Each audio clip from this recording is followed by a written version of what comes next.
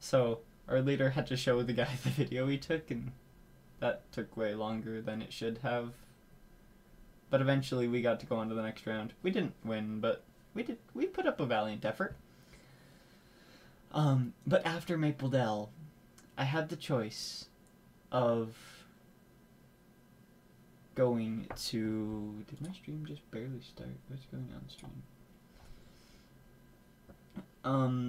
Of going to a jamboree, like, think of it as like an after party reception.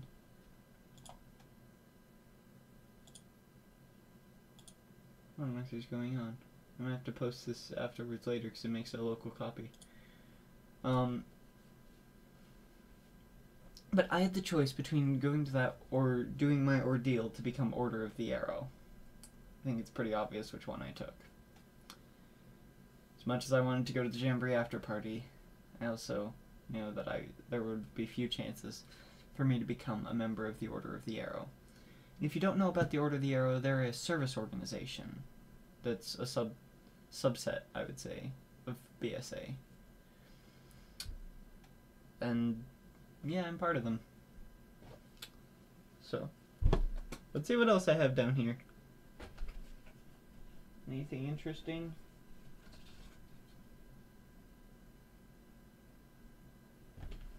What is this? Ooh. I have to talk about this one. Have to. So, for a while, I was in MCO for a year, Millennial Choirs and Orchestras, and I loved it. It was glorious. And the first concert we did was still my favorite. The best songs like Good King Wenceslas and Carol of the Bells and Far, Far Away on Judea's Plains. You can actually find that one in particular, I believe, on YouTube. Let's see.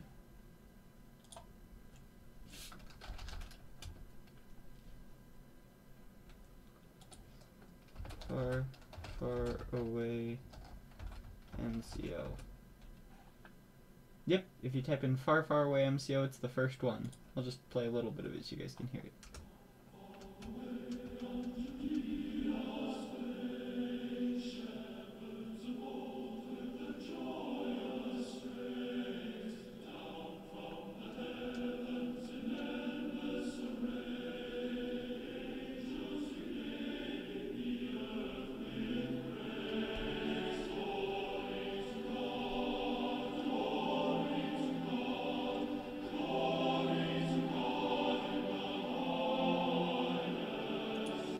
Yeah, if you want to listen to the rest of the song, Far Far Away MCO on YouTube. But I freaking loved that. Loved it. So, the second concert was near the end of the school year. And I'd begun to hang out, well, no. Okay, rewind. And at the end of the school year is when I started a D&D club in high school. Well, club, we weren't allowed to have clubs, it was a group. But we played D&D on Friday after school. And that was really fun. And I didn't really know this at the time, but I suppose it was important. Because... So, fast forward a few weeks. We went to Lagoon. As Lagoon Day, we did that at our school. And had so much fun. But as we were on the bus, I was like, well, I might just walk around alone. But then, one of my friends asked if I wanted to join their group. So I was like, yeah, sure, why not? I'll do it. And the group was... It's about 6 guys and a girl. And I thought the girl was cute. Not until after Lagoon Day started, of course, because I'd never actually had a crush on anyone. Slight side tangent. Speaking of crushes, I am on a roll. No, I'm not. In middle school, I was walking home one day, and there was someone else in my ward who went to the school, and she was, like, behind me. She went the same way we did. So she caught up to me and told me that someone had a crush on me. And it just made me weird. Like, I just felt weird. Because I didn't think anyone would have a crush on me. Like, I'm not smart, really. Okay, I'm kind of smart, but I'm not terribly smart. I'm not terribly strong. Like, I wasn't, especially in middle school, wasn't very good looking. Even more than I am now. Whew. So that kind of threw me for a loop. And Valentine's Day, a couple weeks before that, I had gotten a Valagram. If you don't know what those are, you could pay money to the school and they'd anonymously deliver, like, candies and things to people. Or sometimes not anonymously if you put your name on it. And I got something from a secret admirer. And I was so confused. So confused. Like, how did anyone pay attention to me? And a couple years later, it was actually one of a pair of twins. One of twins. I can't remember which one it was. But fast forward in the future, a couple of years, and I applied to be a lifeguard, and I got the job. And who else also got the job? Was both of those twins. And their friend who had told me that one of them had a crush on me. It was a couple years later, so I assumed that it was null and void. It is still a little bit awkward, though. Anyway, where was I? Yeah, I started to, like, think the girl was cute.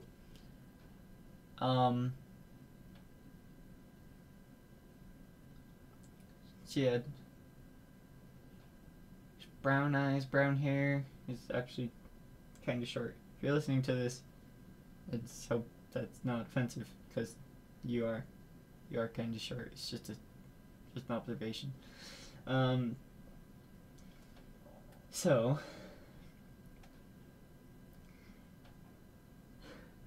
I actually had to ask one of my friends what her last name was, and my sister wasn't gonna let this go. So she took me to the store. We made like a little goodie basket, and I basically wrote a letter asking if, well, I wrote 3 letters actually, because I felt like each one was bad, and put them all in, of course. Asking if she wanted to go to my concert that was coming up. And she agreed. So she went, and it was probably really awkward for her, because I invited her, but I was singing. So she was sitting with my family. Like, my extended family. And it was really... I was told later just how awkward it was. But anyways. The concert went pretty well. I liked it. I didn't like it as much as the winter concert, but it was still a good concert. And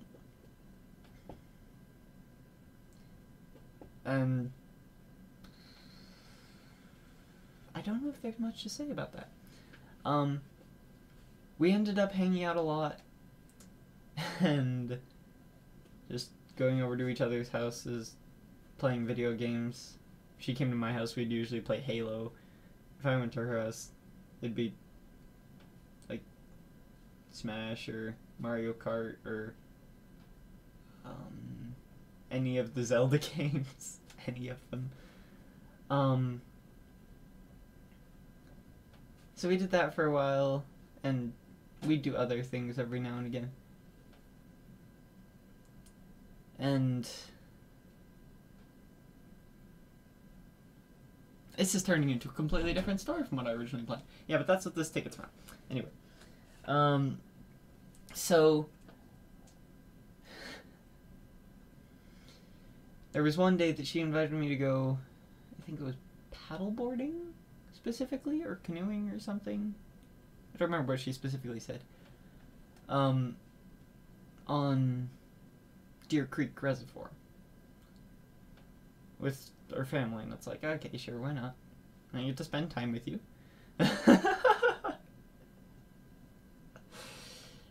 So, we went out, and took a lot longer than expected, like each individual thing. So I was waiting for a while, like, just down the canyon.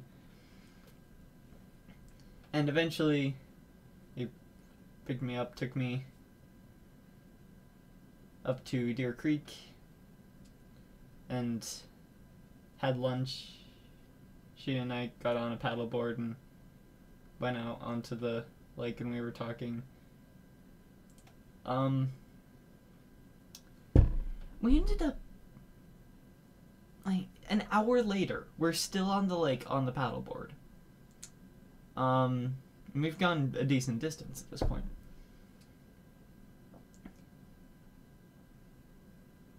And we're just talking.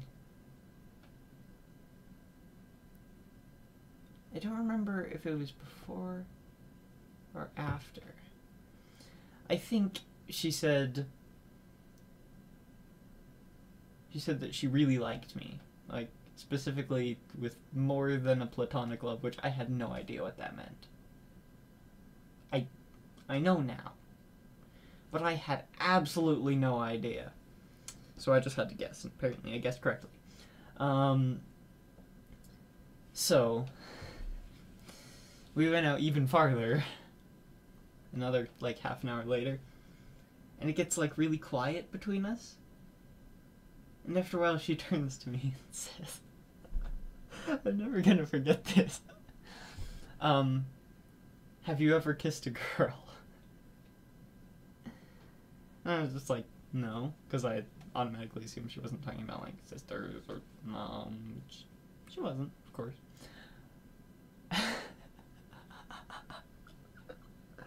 And then she said, would you like to? That caught me off guard.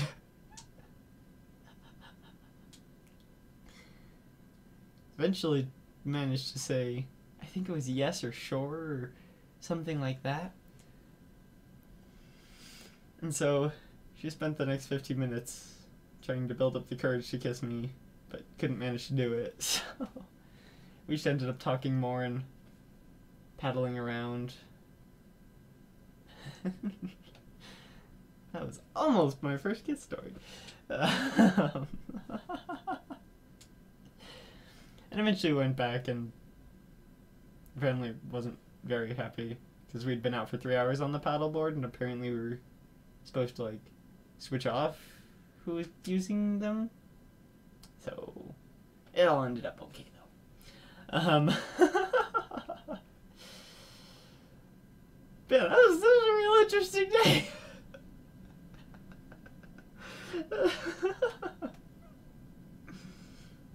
And I specifically told myself I will not date until, I think I specifically said, after high school. But this concert I invited her to, which I would technically consider the first date even though I wasn't there, was May 18th. So, guess I didn't keep to that. I'm just kidding. Come back. You need to go back in the memory box. I didn't mean to throw you. I'm sorry. Let's see. I've still got about 10 minutes. What else can I talk about? What else is in here? What else? What other fun things? Ah, both of these.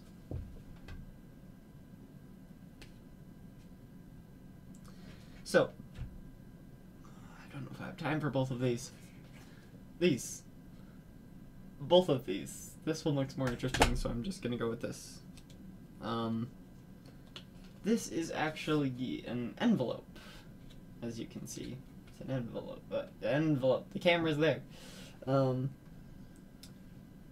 Given to me by some Japanese foreign exchange students we had.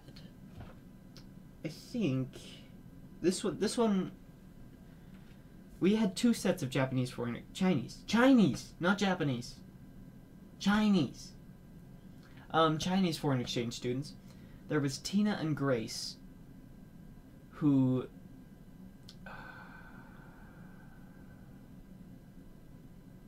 and there was Emma and Eva. I remember Tina and Grace better because we went on a boating trip with my uncle with them. And I spent a lot of time tubing because I think it was Tina and Grace didn't want to. My uncle pushed me in the water after telling me I should help my mom out. I learned from that experience. I don't let that uncle put me in situations where he can do that anymore. He's a prankster uncle. He's that kind of person.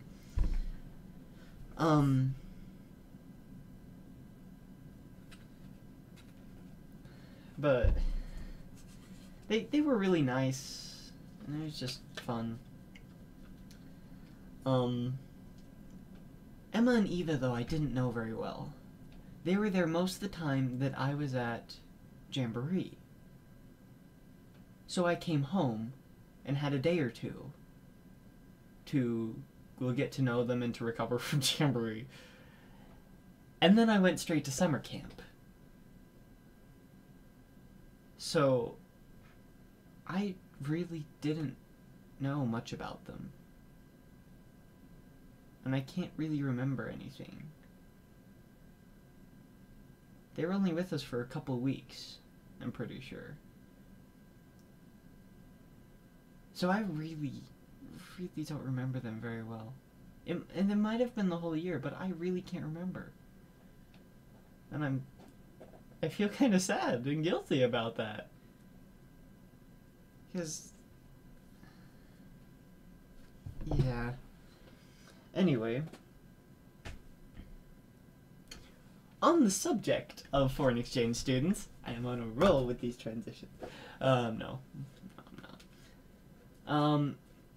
We had, quite a few years ago, a German foreign exchange student come and live with us for the school year. His name was Ivo Werner. I think he's in Australia right now. Is he still in Australia? He's been in Australia for quite some time. But anyway, he's a great guy. He had the best German accent. Like, I really can't do a German accent. But his German accent was amazing. Because he was German, obviously. But he was an amazing guy. He was so much fun. He was really close in age to my older brother. So they hung out a lot. They spent a lot of time together. Did all this stuff. They went on road trips. I remember during... It might have been when he came back the first time. Because he came back to visit us a couple times. And... well, we were going to Zion's.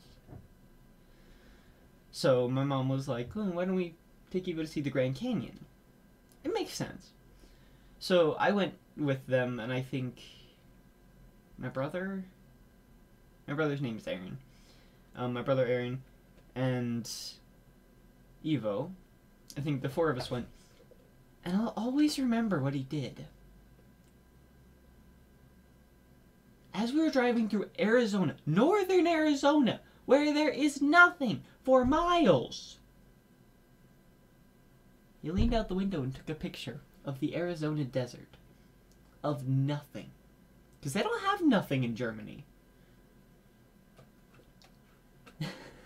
And he wanted to show people back in Germany that it... my nose just got really stuffy all of a sudden. And that here in America, we do have nothing. That is a thing. So much fun, I almost don't want to stop in a few minutes. But I have to, because I have to go to work. But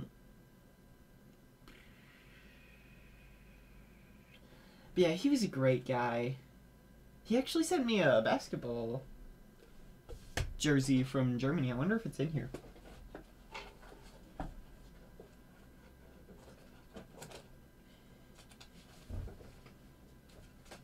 Is that it? Is that it? Ah. The basketball jersey. It was way too big to fit me and might still be.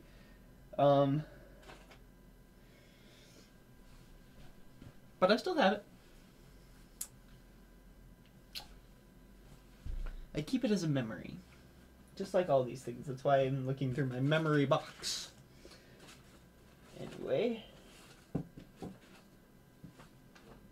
What on earth? That point when I see tacos, bears, and bikes. Oh, tacos, beers, and bikes. That's not any better. Ah, this is from Powder Mountain. This was where I went on my senior trip to, and I took some friends up with me. We had a pretty good time, I feel like. It was alright. Not the best, obviously, but it went alright. Speaking of going on journeys, I'm just kidding. Of taking vacations, really. We've gone up to Westgate every year since I've been born. And I'm pretty sure we might have missed one or something. But Westgate up in Park City is this beautiful resort, absolutely stunning. And we usually go during the fall, so it's even more beautiful. If that's even possible. It's a very nice, like, resort and spa. And we just get to chill. This last year I was able to go to the adult pool for the first time. And use the gym and things. It's an absolutely fantastic place. And there was twice we actually got upgraded from our usual loft suite, which is like a tier 2, to a tier 3 suite, which is a presidential. And that was great. But I honestly like the loft suites the most because they're twice as tall. And they have like a floor-to-ceiling window, but they're twice as tall. So this window is like 20 feet, 30 feet tall. Yeah. And I like living up in the loft all by my lonesome self.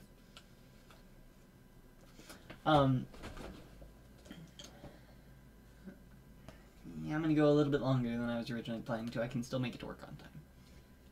I can still get my shoes and socks and get to work. So I'm gonna go until 40, so 8 minutes. I'm gonna talk about Crescent City. Crescent City is the most beautiful place I've been to. Hands down. I've been all across America. All across America. No, nowhere of America. I didn't love Token America, but everyone in my family hates it now. I've been all across America, and I've never seen a place as beautiful as Crescent City. There's one reason for that. The ocean. And I've been to Southern California with its nice long sandy beaches. However, Crescent City has rocky beaches. The kinds you can climb on, explore, find tide pools, find cool rocks. And still find seashells. It has the best of both worlds. But the first time we went up there, we took a route that went up north. Up through Oregon. I think we went into Oregon a little. No, yeah, we definitely went into Oregon. So we took off, crossing the Salt Flats. This is a 2-day journey. For us, because we left later in the day. We crossed the Salt Flats, and if you don't know about the Bonneville Salt Flats, they are expansive and nothingness. I think Evo took some pictures there, too. He likes nothingness. He's a great guy. Love him. Evo, if you ever watch this, come back and visit sometime, man.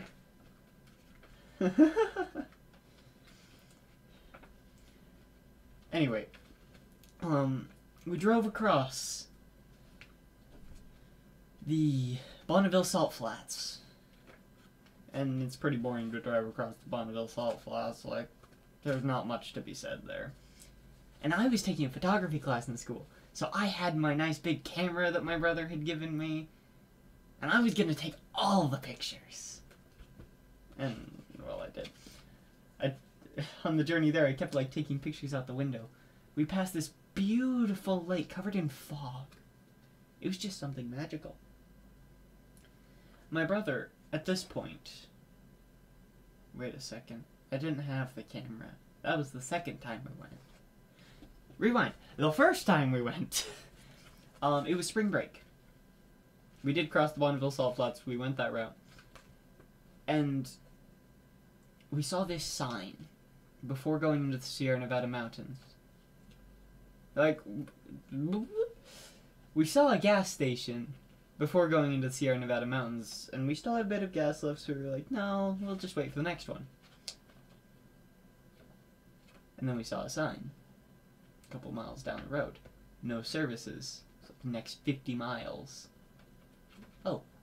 Well, we can probably make it.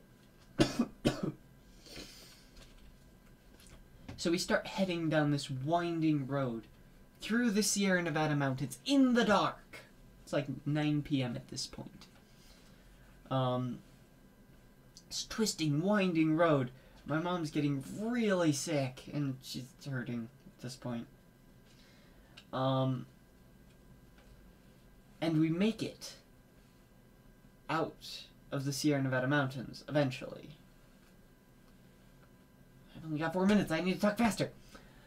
Make it out of the Sierra Nevada mountains to this little town called Lakeview. And if I were to ever leave a review on Lakeview, depends on what part of Lakeview I'd be talking about. It would either be good or bad. Very bad. So we went, and we're looking for our motel.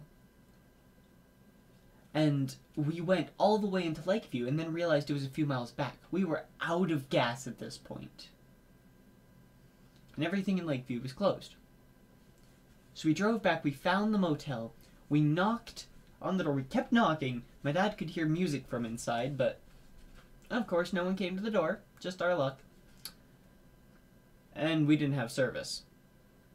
So we drove back into town, we found a gas station that was closing right then. We asked if we could fill up, use their phone. We called the guy. I don't even think I'm gonna get to the part where we get to Crescent City. We called the guy. And he's like, sorry, I'm just come over. So once we're full, we go over there. He gives us a key and we go to our room. This is why I would leave a terrible review for Lakeview, or especially for this place. It was something hot springs. Like, it sounded cool.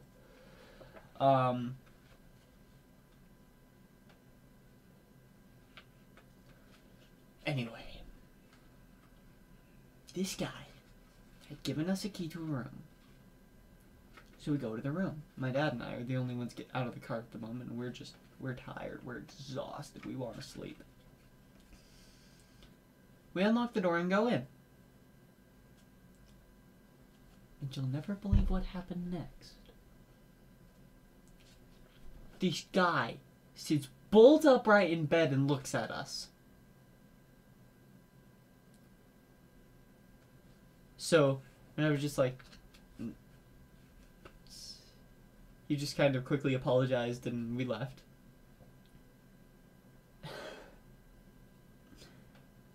And he went back to go get another room. But of course, all the lights were off. The guy had gone to sleep.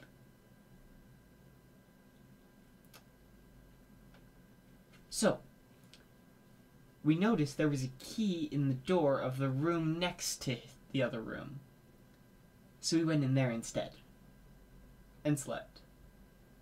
And it was the worst. Especially because at 1 in the morning, the manager knocked on the door, only waking my dad up, thankfully. And he had some people with him. He's like, what are you guys doing in here? My dad had to explain the story to him. And This guy, I can't imagine the look on his face when my dad told him. He must have felt just so awkward and just like, Oh, he apologized and just said, well, you can stay in this room, I guess. And he took the other people to a different room. So we left Lakeview and made it through the Redwoods. Redwoods is a beautiful place. And made it to Crescent City safely. Oh, I forgot to mention. The morning after we slept in the wrong room, we woke up to the sound of about 1,000 seagulls. Was it gulls? No, it was geese. It was geese. 1,000 geese. It's just like, oh, good lord. They were everywhere outside. Everywhere. Of course there wasn't really 1,000, of course.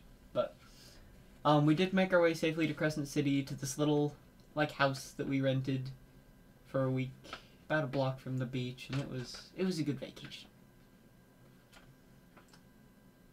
Apart from the time... Okay, I'm going a little bit over. I still will probably make the work on time. I won't be late, I promise. At most 4 more minutes.